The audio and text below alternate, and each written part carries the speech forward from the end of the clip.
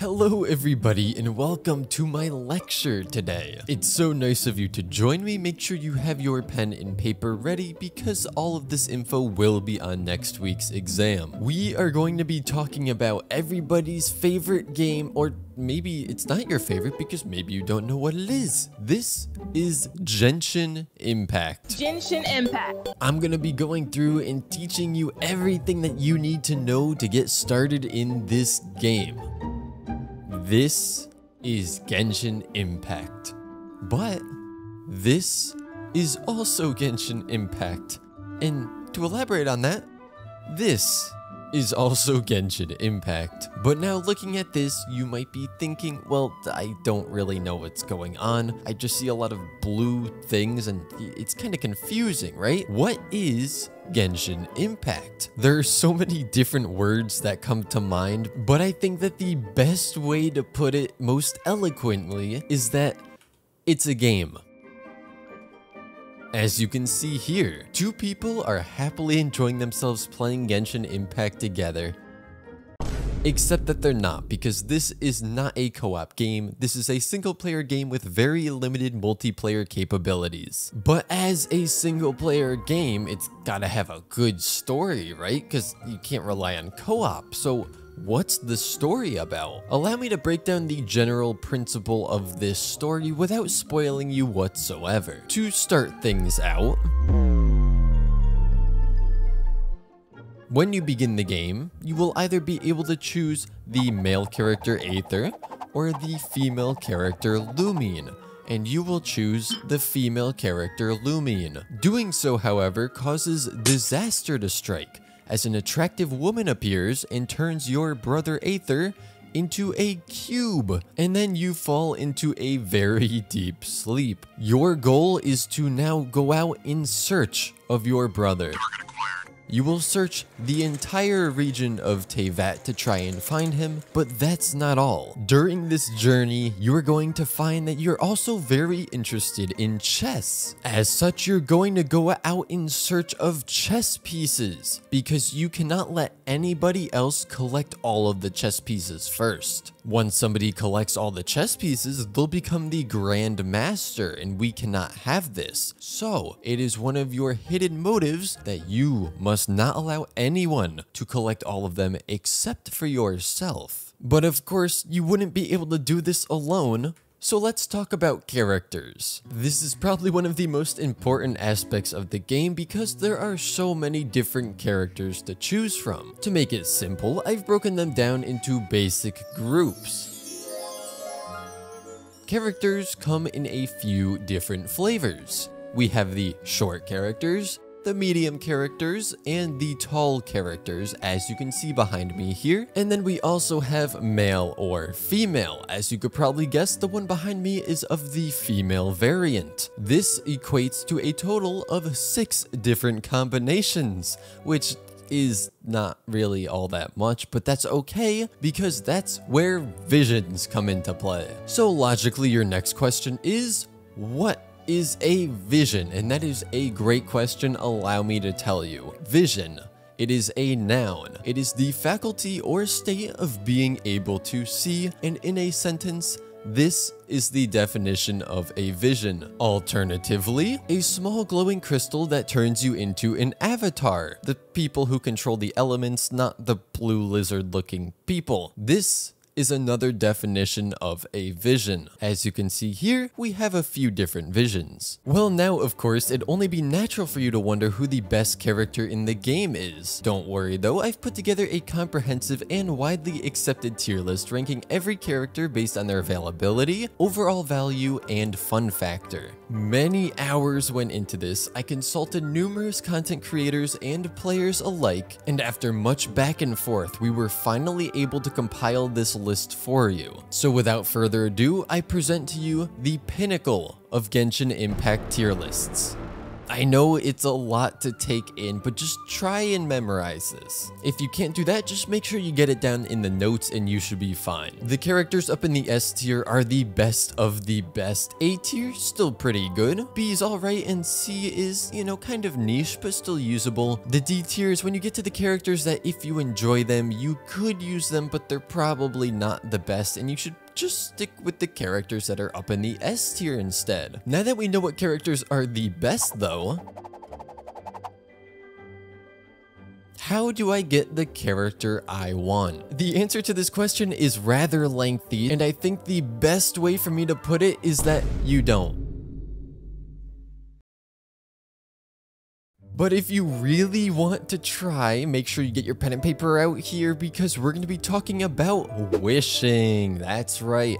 Wishing. Oh, wrong picture. Wishing. This is a very basic concept, but you know, it can get a little confusing. There's only like 1 or 2 things you need to know here, so let's jump right into it. You have your Acquaint Fates to start, which you'll be using on the standard banner, followed by the Intertwined Fates that you'll use on the weapon banner and a limited time banners. Once you pull 90 times, you will hit Hard Pity and you'll be guaranteed a 5-star character on any banner. When you get to 74 pulls, you'll hit Soft Pity and the rate for a 5-star character will be increased. Upon reaching that 5-star, you will have a 50-50 chance of getting what you want off of the weapon banner or limited time banner. When it comes to the 50-50 on the limited time banner, you are guaranteed to win it the second time if you lost it the first time, meaning you are getting the character that is the rate up character. However, it is only the third 50-50 that is guaranteed on the weapon banner based on what you chose through the epitomized path. Every 10th pull is going to be a 4-star, and every wish costs 160 Primo Gems, and you can buy Genesis Crystals, aka the Primo Gems of Despair, for real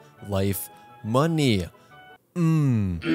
Every 4 or 5-star gives you Masterless Star Glitter, and every pull gives you 15 Masterless Star Dust. 5 Masterless Star Glitter is 1 fate in the shop if you choose to spend it that way, and 75 Masterless Stardust gives you 1 fate. Using Stardust, you're able to buy 5 of each type of fate per shop rotation. And most importantly of all, you never get what you want. This is not everything there is to know about wishing, but if you want to get started, this is a good guide to just get down the basic understanding. But now let's say you get the character you want, or more likely, you don't, but you still want to play the game. What is there to do? This is where it gets really fun because we get to talk about ignore that slide. Chores. That's right. Everybody's favorite thing to do in video games. When you play Genshin Impact, you're going to want to make sure that you complete 4 daily commissions, complete weekly reputation quests and bounties, defeat 3 weekly bosses, spend 160 resin every single day, collect random drops and materials, send your characters out on expeditions every day as well, complete the Spiral Abyss, grind, avoid touching grass, and repeat. And all of this brings us to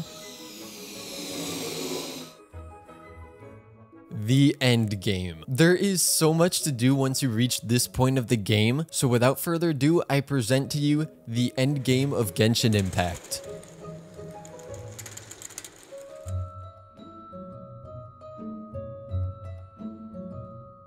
Now we're going to move on to the progression of Genshin as a whole. It's time that we go all the way back to the beginning of the game. This is when everybody was playing it to look cool. There were people playing this game who had no interest in gacha games or video games whatsoever and were just playing it because literally everybody else was. Around this time, the YouTube content was full of tips and tricks. You could find out how to best sprint. You can find that there was a chest hidden behind a pile of rocks. It was much simpler times. People were obsessed with trying to climb AR as fast as possible. And as with any new release, everything was new and shiny, but then some time passed. This is when all of those people who didn't really care about the game left, or some people quit just because they didn't like the wishing system. On YouTube, character guides were beginning to be released so that people could build their characters better as people were getting a basic understanding of how everything worked. And I would say it's around this time that there was a little worry about a lack of endgame content, but that's okay. You know, the game's new. I'm sure they're gonna put it out in due time.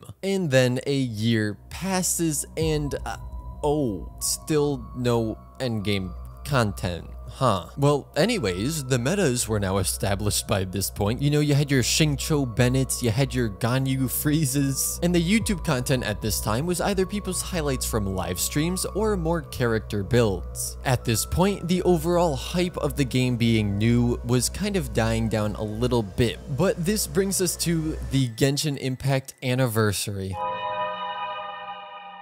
Rule number 1 about the Genshin Impact anniversary is we don't talk about the Genshin Impact anniversary, but YouTube content at this time was all complaining about the anniversary. And to try to help ourselves further forget about it, let's take a quick picture break, shall we?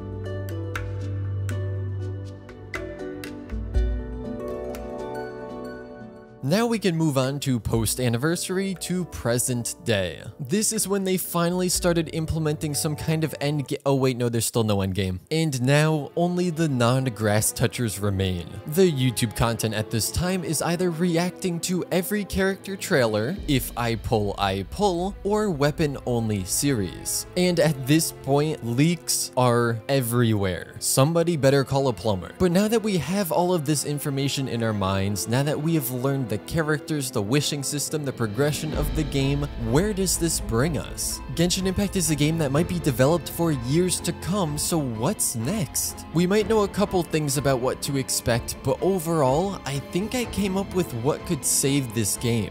This is the whole reason that I made this PowerPoint presentation. I believe that we can improve upon this game and breathe new life into it. After much close, careful consideration and research on my part, I've concluded that what we need most in this game is Raiden Shogun. Yes, we already have her, but we need more Raiden Shogun. We had her initially, and then we had a second version of her that we got to fight as another boss. So I think it's about time that we get a third Raiden Shogun. And to prove just how right I am, look at this. You can't tell me I'm wrong, I have proof. The graphs never lie. So, join me, and together we can bring more Raiden Shogun to Genshin Impact. Thank you for coming to my TED Talk. Feel free to like the video and subscribe. Make sure that you study over your notes as they will be on the exam next week. And as always, I will see you guys next time.